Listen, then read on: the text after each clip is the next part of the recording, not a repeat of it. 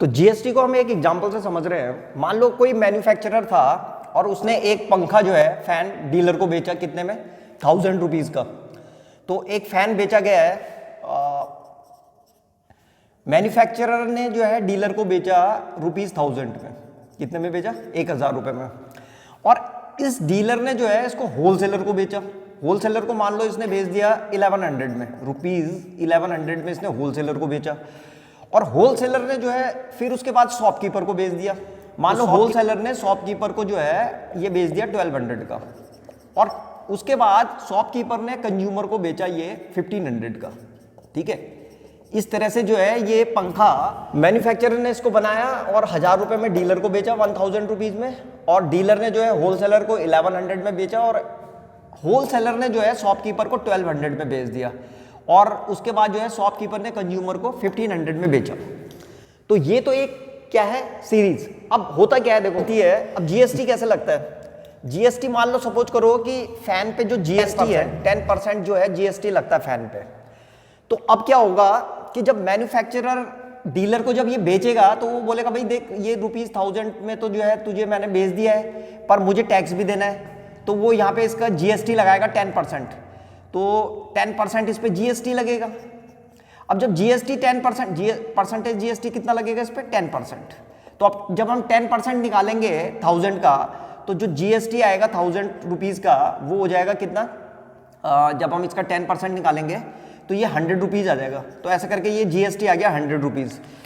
तो इसका मतलब अब जो इसका टोटल बिल आएगा, टोटल जो इसका ग्रांड टोटल बनेगा वो बन गया टोटल इज इक्वल टू क्या हुआ, 1000 रुपीज़ तो इसने क्या किया, डीलर ने खरीदा है, और 100 रुपीज़ इसने जीएसटी दिया है। तो इसको जो टोटल पैसा पड़ा है वो ₹1100 पेड करना पड़ा होगा इसको। ये इसका जो है बिल बनेगा।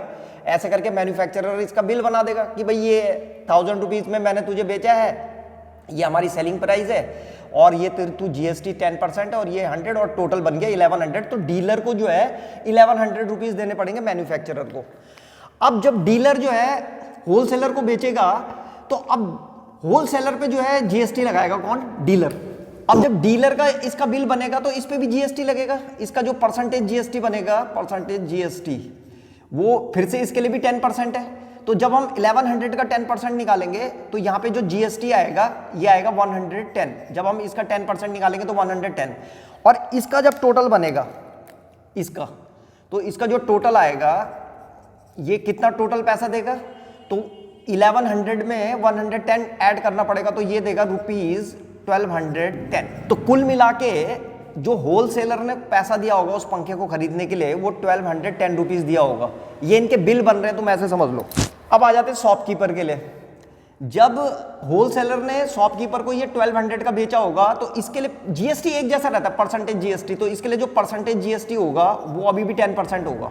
10% के हिसाब से ये जो 1200 का जीएसटी निकालेंगे अब, तो ये जीएसटी आएगा 1200 का जो 10% जीएसटी आ जाएगा वो आएगा हमारे पास 120। तो ये 120 रुपीज़ आ गया जीएसटी। और जब हम इसका टोटल लगाएंगे तो इसका जो टोटल होगा, अब ये टोटल बन रहा है ₹1320।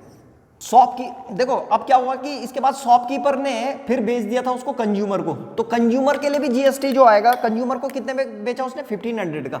अब कंज्यूमर के लिए जब बिल बनेगा तो यहाँ पे 1500 तो ये हो गया। इसका भी जो परसेंटेज जीएसटी आएगा वो एक जैसे ही रहता, तो जीएसटी इसके लिए भी 10% लगेगा। तो 10% इस पे जीएसटी लगेगा, किस पे? 1500 पे।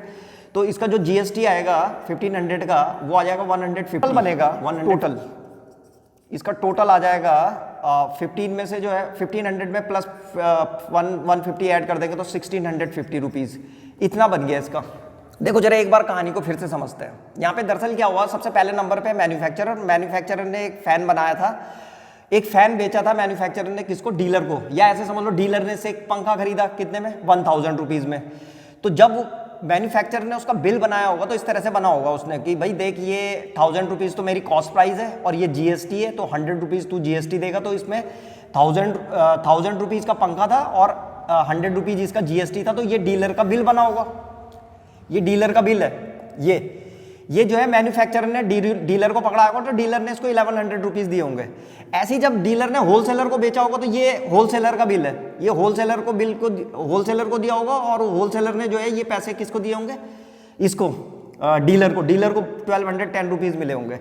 ऐसे ही जब शॉपकीपर के लिए बिल बनाया होगा तो इसने कहा होगा देख भाई ये तो 1200 रुपीज तो मेरी कॉस्ट प्राइस है और ये जीएसटी 10% के हिसाब से 120 है, तो टोटल तेरा बन गया 320, तो मुझे 1320 रुपीज दे।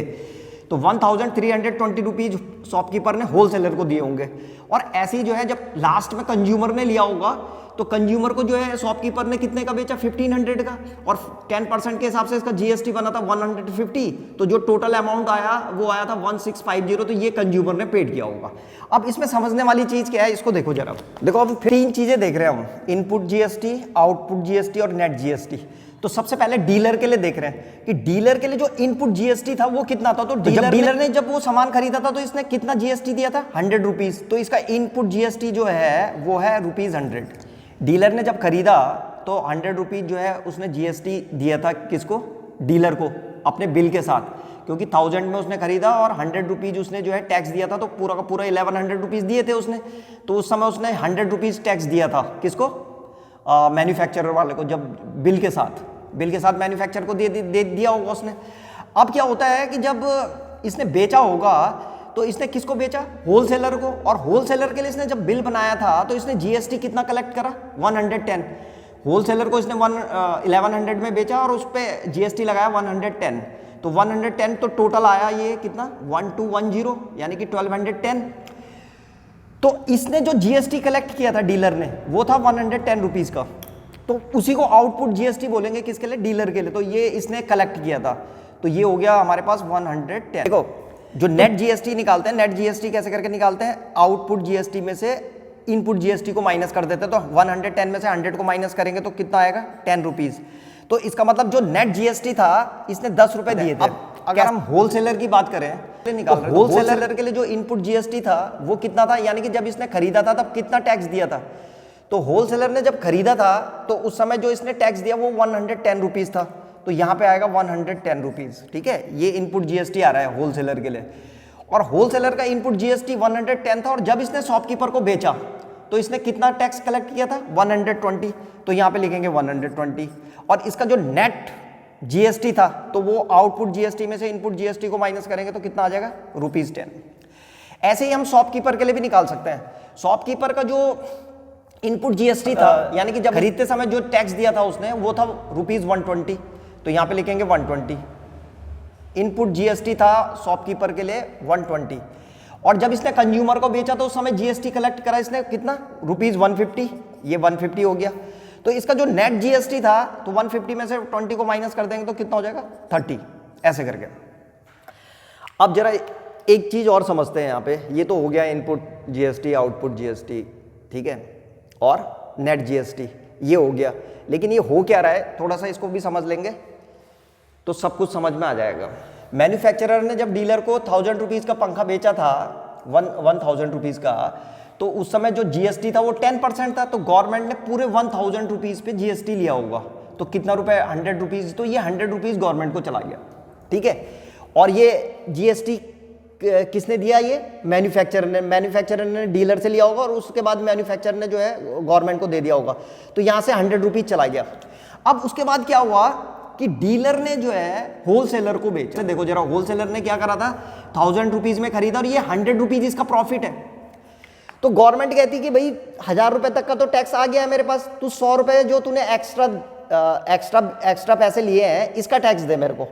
तो इस पे जो है जो 10 रुपीज एक्स्ट्रा आएंगे, इसीलिए ये तुम देख रहे हो यहाँ पे जो जीएसटी था डीलर ने 100 रुपीज कलेक्ट करे थे और इसने कितने रुपीज कलेक्ट कर दिए, 110 रुपीज, यानी कि इसने 10 रुपए एक्स्ट्रा किए हैं। अब होता क्या है कि यहाँ पे से जो ये 100 रुपए टैक्स इसने किसने दिया था, ये टैक्स, ये जो 100 रुपीज का टैक्स था ये डीलर ने दिया था, और ये 110 रुपीज किसके पास आ रहे हैं, डीलर के पास। तो डीलर क्या करता है कि इस 110 रुपीज में से 100 रुपए तो अपने पास रख लेता क्योंकि उसने पहले टैक्स दिया था, और वो जो 10 रुपए एक्स्ट्रा है ये गवर्नमेंट को दे देता है। आ रहा समझ में? तो उससे क्या होता है कि इसका मतलब क्या हुआ, इसका मतलब मैन्युफैक्चरर ने कितने पैसे दिए, जीएसटी, ये जीएसटी जो है ये गवर्नमेंट को दिया होगा, इसने कितने रुपीस दे रखे हैं, इसने ₹100। उसके बाद डीलर ने जो जीएसटी दिया होगा, केवल डीलर ने, तो डीलर ने जो जीएसटी दिया होगा, इसने ये क्या करता है कि जब 110 रुपीज इससे कलेक्ट करता है ये, तो चूंकि इसने 100 रुपीज दे रखे हैं इसको, तो ये अब अपने पास रख लेता है 100 रुपीज, और केवल कितने रुपए देता है गवर्नमेंट को यहाँ से, तो यहाँ से गवर्नमेंट को जो जीएसटी जाएगा वो केवल ₹10 जाएगा।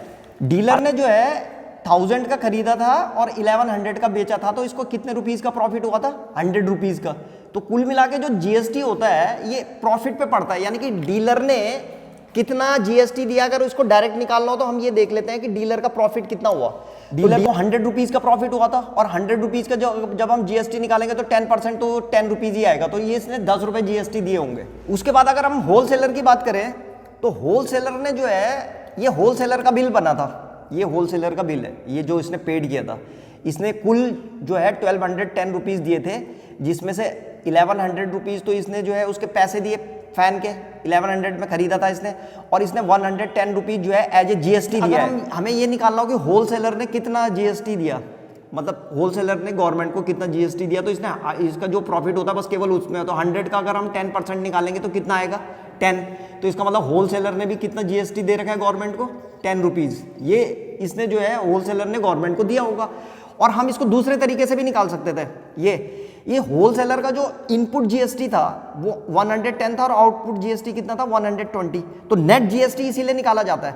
नेट जीएसटी जो है 120 में से 110 को माइनस करेंगे तो कितना आ जाएगा? 10। ऐसी जो है यहाँ पे अगर हम डीलर का निकालना चाहें, तो डीलर का जो इनपुट जीएसटी था वो 100 था, आउटपुट जीएसटी 110 था, तो इसने कुल नेट जीएसटी कितना दिया? तो 10 रुपीज दिया। तो इस तरह से चलते हैं। ऐसे हम शॉपकीपर के लिए कर सकते हैं। शॉपकीपर का इनपुट जीएसटी जो है 120 था, आउटपुट जीएसटी जो है 150 था, तो कुल कितना कुल जो उसका जो नेट जीएसटी आया था वो 30 रुपीज आया था। तो शॉपकीपर ने कितना जीएसटी पेड किया होगा? तो ₹30, ये गवर्नमेंट को गया होगा।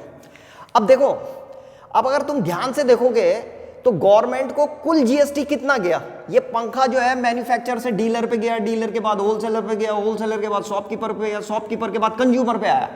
तो कुल गवर्नमेंट ने जो जीएसटी कलेक्ट किया है वो कितना है? तो इन सबको ऐड करो, 100, 10, 10 और 30, कितना हो गया? 110, 120, और टोटल जो जीएसटी आ रखा है वो 100 रुपीज 150 का आ रखा है।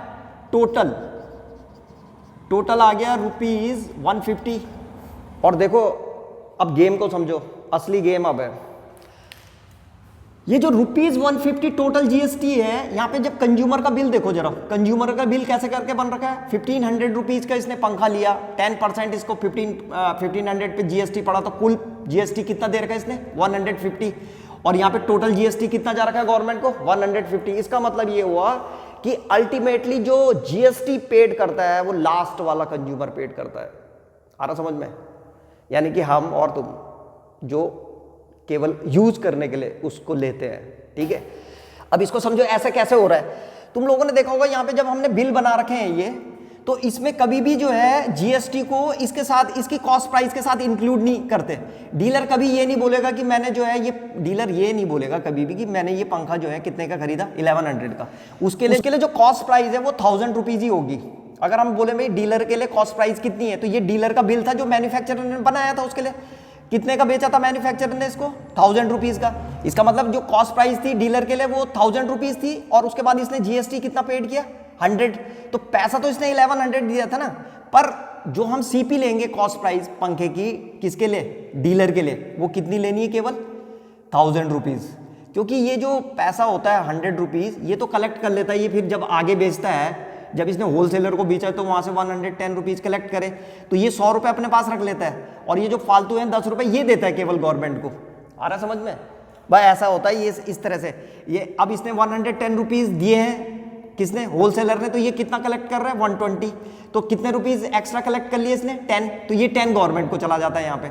ऐसे ही यहाँ पे जो है जब शॉपकीपर ने बेचा, जब शॉपकीपर ने कंज्यूमर को बेचा, तो इसने जीएसटी दे रखा था 120, कलेक्ट किया इसने 150। तो यहां से जो है शॉपकीपर से कितना जीएसटी गया होगा गवर्नमेंट को? 30 रुपीज। तो कुल मिला के इस पंखे को बेचने पे गवर्नमेंट को जो है यहाँ पे 30 रुपीज मिले, यहाँ पे 10 रुपीज मिले, यहाँ पे 10 रुपीज मिले, और यहाँ पे 100 रुपीज मिले। टोटल जो टैक्स मिला वो 150 रुपीज मिला। और ये टैक्स कौन पेड करता है? कंज्यूमर। आ रहा समझ में? अब तुम सोच रहे होंगे ये सारा का सारा पैसा कंज्यूमर की जेब से चला जाता है। तो इन क्वेश्चनों को सॉल्व करते समय हमें ये ध्यान रखना है कि जब हम डीलर के लिए सीपी लेंगे तो इसको मत ले लेना 1100 को, जीएसटी ऐड मत कर देना उसमें। डीलर के लिए जो सीपी आएगी वो कितनी आएगी? 1000।